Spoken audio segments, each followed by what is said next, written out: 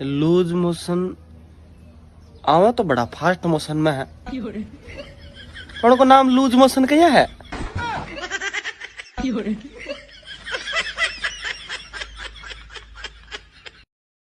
माँ बोली, उठ बेटा, थारो स्कूल जानो को टेम हुई रियो है।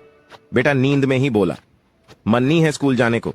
माँ बोली, कोई दो कारण बता कि तू स्कूल क्यों नहीं जानो चाहे। बेटा पहलो कारण बोला, कोई भी बच्चों मने पसंद नहीं करे, और दूसरो कारण, कोई भी टीचर मने पसंद नहीं करे। माँ बोली, यो कोई कारण नहीं है, उठ स्कूल जाना ही पड़ेगो।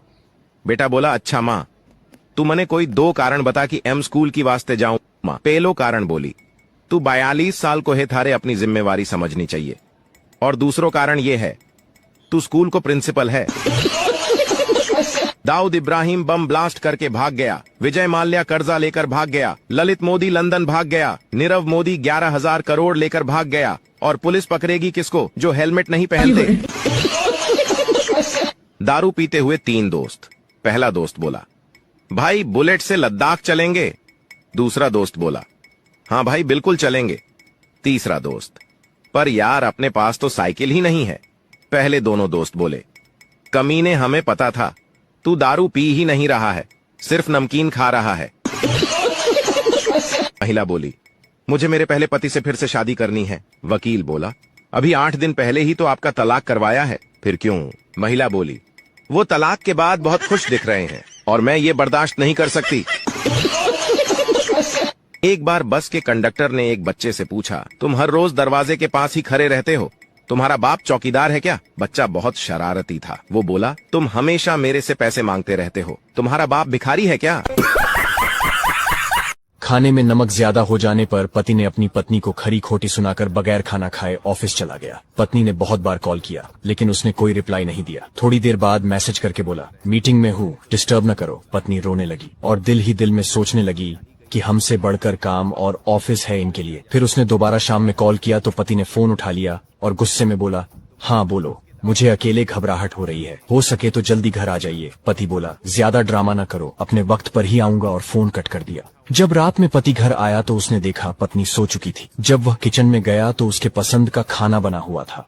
नाइट ड्रेस सोफे पर रेडी रखे हुए थे। यह देखकर पति का दिल पिघल गया। फ्रेश होकर खाना खाकर जब वह पत्नी के पास जाकर बैठा तो साथ में एक पेपर पड़ा था जिसमें लिखा था कि तुम मुझे सीने में खंजर भोंक दो, मैं तुम पर खून के छींटे पड़ने की माफी मांग लो, तुम मुझे पूरा बदल दो, मैं तुमसे एक उम्मीद लगाने की माफी मांग लो, तुम मेरी जिंदगी तहस नहस कर दो, मैं तुम्हारा वक्त खराब करने की माफी मांग लो, तुम साथ चलते चलते मेरा हाथ छोड़ दो, मैं तुमसे धीरे धीरे चलने की माफी मांग लो, मुझे माफ कर दो, मेरी जान तुम्हारी पत्नी हूँ, कहो तो तुम्हारे लिए अपनी जान को निकाल दो। पति जब यह पढ़ा तो जोर जोर से धारे मारकर रोने लगा। उसके इतने धारे मारने के बाद भी पत्नी की आंख न खुल सकी क्योंकि उसकी जान सच में निकल चुकी थी। इसलिए जाने अनजाने में हम लोग ऐसी गलती कर लेते हैं जो जिंदगी भर का पछतावा बन जाता है। ये कहानी एक जहाज की जो समंदर के बीच में खराब हो गया। जहाज के कैप्टन ने अनाउंस किया कि हम सभी को अपनी जान बचानी होगी, जहाज डूबने वाला है। लाइफ बोट पर चढ़ने की लोगों में होड़ लग गई। एक के बाद एक लोग अपनी जान बचाते हुए वहां से निकल रहे थे। आखिरी में एक लाइफ बोट बची थी लेकिन जाने वाले 2 थे, पति और पत्नी। पति ने अपनी पत्नी को वहीं जहाज पर धक्का दिया और खुद कूद गया। जहाज डूब गया और डूबते हुए जब वह महिला डूब रही थी समंदर में तो चिल्लाई, अपने पति से कुछ कहने लगी। सोचिए उसने क्या कहा होगा। उसने कहा था, हमारी संतान का ख्याल रखना।